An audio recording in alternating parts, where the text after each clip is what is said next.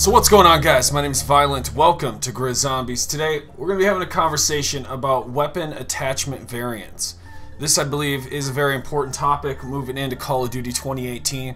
And if this is something that absolutely you're invested in, drop a like on this video and subscribe. Let me know in the comment section if you're new. It only takes a second of your time, but weapon attachments is something moving into the future that could change the looting system. If anything here sparks an idea, hit me up over on Twitter, @GrizzViolent. It's the best place to keep talking zombies. So, when it comes to the looting system, I think where Treyarch went wrong in Black Ops 3 was that these weapon variants were specific to certain weapons. I think they need to be universal, especially for the ones that are going to contain zombie weapon perks. Now, this doesn't include the perks that are on each map.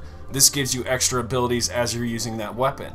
Ones we've seen before is like headshot, or where you get headshot kills and it fills up your special meter. Things like that are weapon perks I want to see. Now, when it comes in the game, it's very important that in the game we have fun. In the long term, we're looking for that end game grind, and another type of grind that would only improve into the next Treyarch Call of Duty Zombies game. What I think is the answer, at least for a very special type of grind that can make every single weapon really unique in its own way, is in the weapon kits. And an overhaul on the weapon kits could actually benefit the community in many ways. So that's what we're going to be talking about today. And I believe that the attachment variants, if they were universal across the entire class, SMGs, assault rifles, shotguns, LMGs, I think melee weapons even need to be included, because if there's going to be a variety of melee weapons in multiplayer, I definitely want to see that customization in weapons kits. But an issue I continue to see is that the zombie weapon perks on all these weapons, just in and out, isn't done right. And through Infinite Warfare zombies and into World War II zombies, I see that trend still continue. We have these DLC add-on weapons. That's what you're seeing here with this little shot of a gameplay. And these DLC add-on weapons in particular don't have zombie weapon perks in Black Ops 3, but it's just a prime example of where we're at right now. I think the attachments should be where the zombie weapon perks come from. That way you can universally just place them on any weapons you want. And maybe you can only use one of the attachments that has the perk on one weapon in each class. Now, of course, when it comes to the looting haul, we do need another game mode to grind out the currency. I believe that Infinite Warfare zombies did have it right with the shared currency. I've stated that in my past videos, and I'm going to keep saying it moving on into the future, because if we look at World War II zombies, we don't really have a shared currency. We have Raven tokens and unlock tokens in multiplayer, so there's a difference, a separated currency that you can't really grind out that well. As you know, you can't really get Raven tokens that much, 1 or 2 a game, but what if you had another game mode to really grind that out? Now, wonder weapons is definitely a topic I want to talk about, because we don't have customization for wonder weapons. Now, the thing I want to change with wonder weapons isn't specifically dealing with the black market or whatever sort of looting system they're talking about. I want these to be earnable, and what I mean is by killing a certain amount of zombie bosses, you will unlock certain variants of wonder weapons that you can actually apply in your weapons kits. These are things that you've earned on many missions that you've been on, and you should be prestigious as to how these wonder weapons look within the game. That's the upgrade I'd like to see with wonder weapon customization. But universal attachments, I believe we're talking sort of along the same lines in the weapons kits.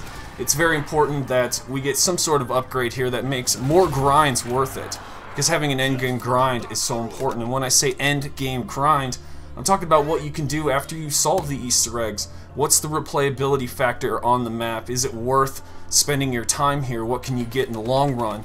And I think having attachment variants with zombie weapon perks is just a great answer to that. It's an absolute great answer for it. With the weapons kits in Black Ops 3, it's sort of at a disadvantage, because it's really the first initial thing that we've got for weapons kit that we've ever seen. We didn't have that in Advanced Warfare.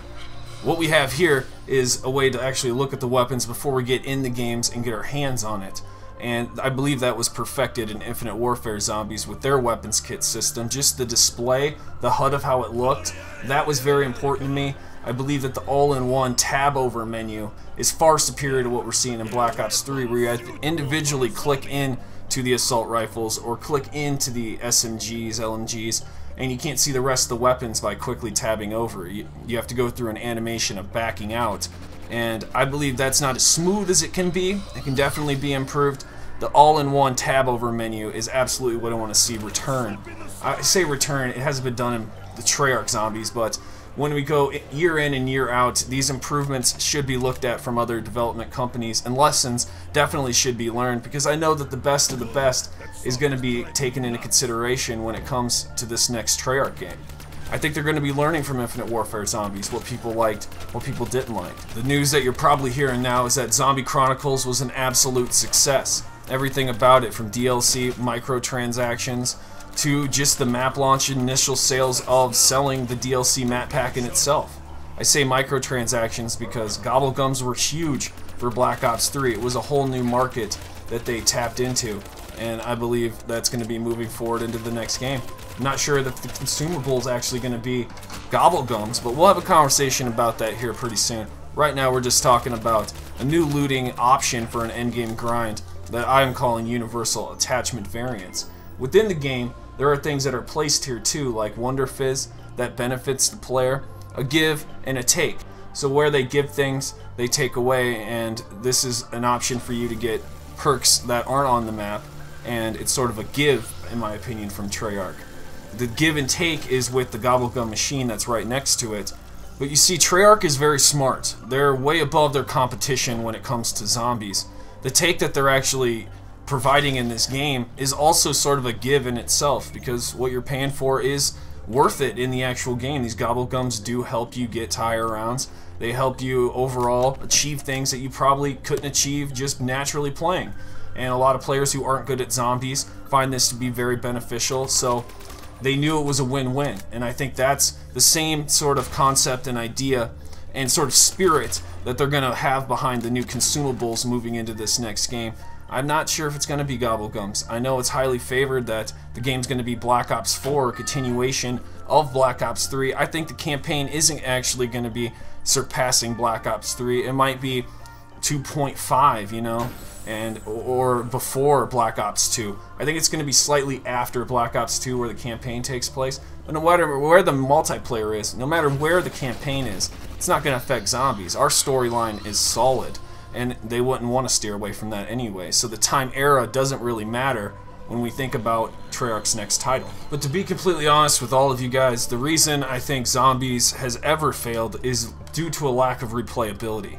The fact that the endgame grind isn't being taken into consideration, just the experience of the Easter egg and your first experiences on the map. That's all that's really been tailored to. And the issue I have with this is people that are always here playing zombies don't have anything to do now.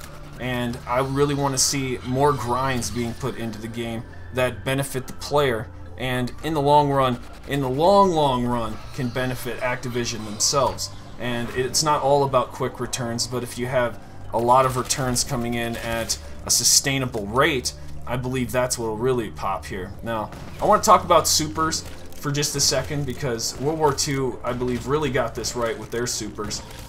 You can select amongst 4 supers. I'm not sure if more are going to be introduced into the game. But in Black Ops 3, we see certain weapons that you can get in the mystery box through certain Easter eggs, like the Skull of Nansapwe. Well, what happened in Call of Duty World War II Zombies is that they took this idea and made it default as you select what type of character you're going to be rolling with.